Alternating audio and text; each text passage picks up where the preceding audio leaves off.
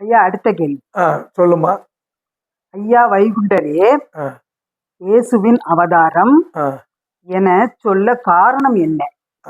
நல்ல கேள்விதான். இயேசுதான் ஐயாவுடைய அவதாரமாக இருக்கிறார் அப்படின்னு அத சொல்றாங்களா, அது எப்படி அப்படின்னு கேள்வி கேட்கிறேன். இது அகிலத்திரட்டு அம்மாளையில் என்ன சொல்லியிருக்காருன்னா, அல்லா இல்லல்லா இறை சூழ் மகிழல்லா சிவ சிவா சிவமண்டலம். அல்லாஹ் என்று அழைக்கப்படுபவர் வேறு யாரும் அல்ல, நான் தான். முள்கிரீடம் தரித்து 3ஆம் நாள் உயிர் தெழுந்த கர்த்தனும் நானே. அப்ப 3ஆம் நாள் உயிர் தெழுந்த இயேசுபிரான் அவரும் நான் தான் அப்படின்னு சொல்றதுக்கு காரணம் வேணும்ல.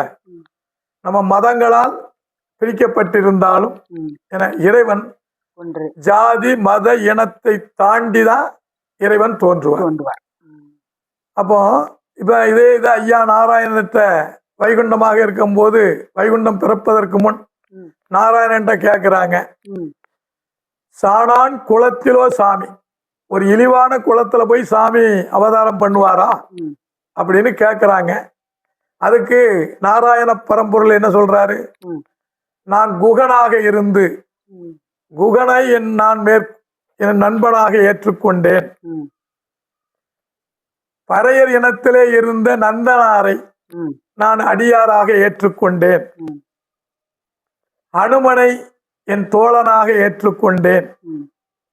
இப்படி ஜாதி மதங்களை கடந்து நாராயணர் உரைக்கின்றார். அதனாலதான் சரி, இப்ப இந்த இயேசு கிறிஸ்துவுக்கும் நம்ம மகாவிஷ்ணுவுக்கும் என்ன தொடர்பு அப்படின்னு உங்களுக்கு சொல்லணும்ல. அதுக்கு என்ன காரணம்னா, கிருஷ்ண அவதாரத்துல மகாபாரத போர் நடக்கு. போர்ல கர்ணன் வீழ்த்தப்படுறான். கர்ணனுடைய உயிர் அவன் உடலை விட்டு பிரிய மாட்டான். ஏன்னா அவன் செய்த தான தர்மம் அத்தனை தர்மங்கள். அப்போ தர்ம தேவதை அவனுடைய உயிரை காப்பாத்திக்கிட்டு இருக்கிறதுனால உடலை விட்டு உயிர் போனாதான் இவருங்க வென்ற மாதிரி காமிக்க முடியும். அப்ப அதுக்கு என்ன செய்யலான்னு சூட்சமமான மாயன் மகாவிஷ்ணு கிருஷ்ண பரமாத்மா என்ன நினைக்கிறாரு, சிறு அந்தணனாக வேடமிட்டு கர்ணனிடம் போய் நீ செய்த தான தர்மம் அத்தனையும் எனக்கு தாரை வாத்து கொடு அப்படின்னு கேட்க, வந்திருப்பது இறைபொருள் என்று அறிந்தும் கர்ணன் தன்னுடைய தான தர்மம் அத்தனையும் தாரை வார்த்தேன் அப்படின்னு நெஞ்சில வலிஞ்சிட்டு இருக்கிற குருதிய ரத்தத்தை வலிச்சு என்னுடைய தான தர்மம் அத்தனையும் உனக்கு தாரை வார்த்தேன் அப்படின்னு கிருஷ்ண பரமாத்மா சின்ன அந்தணனாக இருந்து இருகையும் ஏந்தி நிற்க வழங்குகிறார். இந்து மதத்தில் அவரவர் செய்கின்ற பாவத்தை அவரவர்களே அனுபவிக்க வேண்டியது என்று இந்து மதம் சொல்லுகின்றது. மற்ற மதங்கள் பாவத்திற்கு மன்னிப்பு உண்டு என அருள்கின்றார். ஆனா உண்மை என்னவென்றால், அவரவர்கள் செய்த பாவத்தை கர்ம வினைகளை அவர்களேதான் அனுபவிக்க வேண்டும்.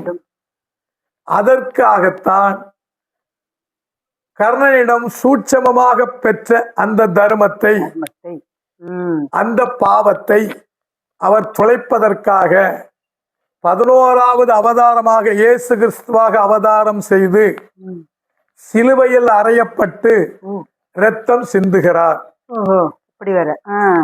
அப்போ எந்த ரத்தத்தை கையினால வாங்கினாரோ அந்த ரத்தத்தை சிந்துவதற்காக, அவருடைய பாவத்தை தொலைப்பதற்காக. ஏன்னா மற்ற எத்தனையோ தண்டனைகள் இருக்கு, அந்த தண்டனைகள் எல்லாம் இல்லாம இந்த தண்டனை ஏன் அந்த அரசன் கொடுக்கிறான்? அப்ப விதி வலியது, விதி வழியே கிருஷ்ண பரமாத்மா இயேசுவாக அவதாரம் பண்ணுகிறார். நல்லா புரிஞ்சுதா? புரியுது. அதுதான் கேட்ட கேள்வி. சரி, நன்றி ஐயா. நன்றி, வணக்கம். இந்த வீடியோ பார்த்துக்கிட்டு இருக்கிறவங்க சப்ஸ்கிரைப் பண்ணுங்க. ஆமா, என்ன ஆன்மீக கருத்துக்களை சொல்றதுக்கு நிறைய வீடியோக்கள் நாங்க போடணும்னு இருக்கோம். நன்றி, வணக்கம். நீ வணக்கம் சொல்லிக்கம்மா.